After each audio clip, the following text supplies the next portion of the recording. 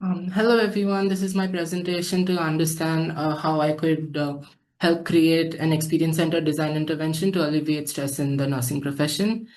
So aims of this include communicating the findings that I've found regarding stresses in nursing and also tools and interventions to alleviate the same.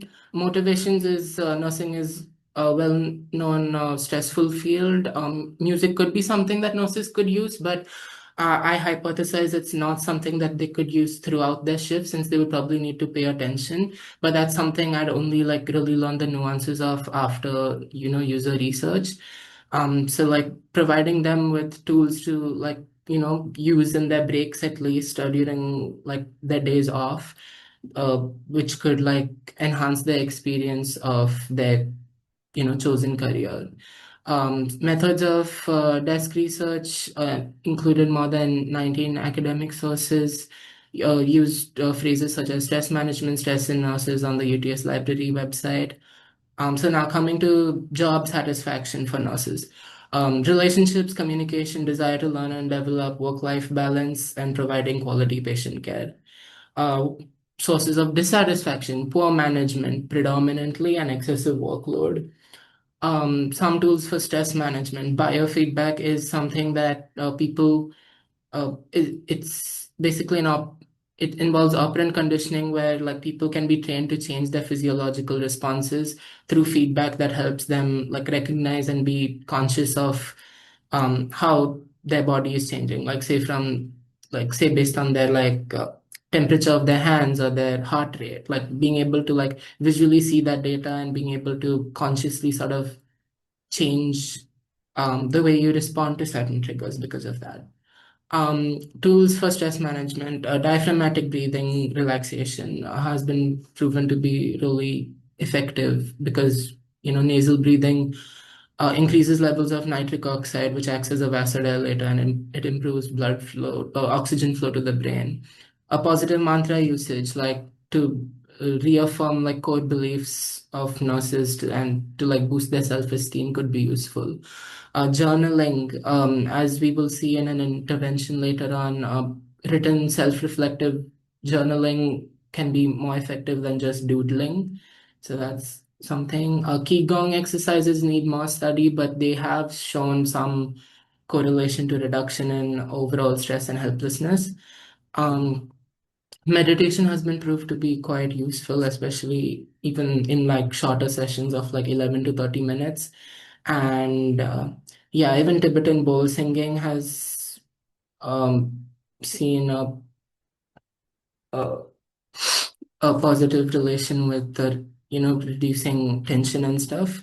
Music therapy has proven to be effective when combined with mindfulness-based breathing. So it's probably something that uh, in even in our intervention, when we do use sound, we probably use it with some of the other tools for stress management that I've mentioned.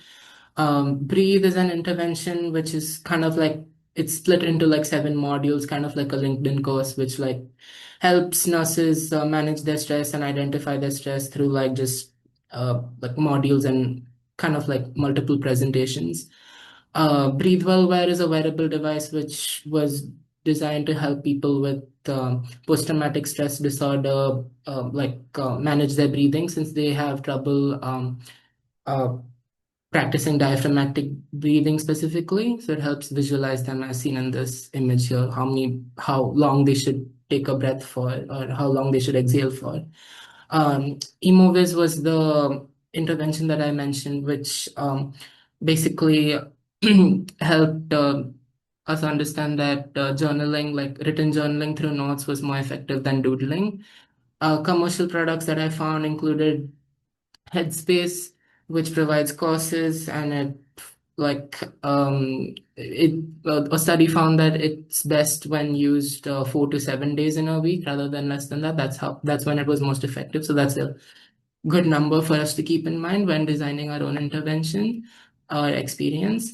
Calm was another app that I found, and it has some soothing bedtime stories, more focused on sleep. Breathe to Relax was an app with a very simple to use UI, and it was also very clear in its user goal. And it was pretty like dedicated and focused to just helping people visualize their inhales and exhales. And yeah, like it was really focused, really simple, really basic, but really effective. Happify combined aspects of social media and like, community building along with like previously mentioned sort of aspects of the previous apps. And Sandwiller did a similar thing, but it utilized like evidence-based cognitive behavioral therapy techniques to alleviate stress. And yeah, but unfortunately, like in this, the study wasn't nurses, it was college students for Sandwiller. Summary of my findings, like short sessions of 11 to 15 minutes that is probably an effective amount of time to like alleviate stress, incorporating all the modes of like stress management through journaling, mindfulness based breathing, diaphragmatic breathing relaxation, meditation. In addition to utilizing like sonic material tailored to soothe the users, may provide to be more effective than just music by itself. If biofeedback could be incorporated, which I'm not sure about the feasibility of that, but if it could be incorporated, that like adding like including like probe kit elements where like nurses can like sort of include their thoughts and stuff could help create more nuanced data. And splitting the app into very easy to understand intuitive sections like breathe to relax is something that we should do. These are some questions that I have come up with that would make sense to ask the interviewees. And a goal would be to really understand where such an intervention could be used in a day. Yeah, that's it. Thank you.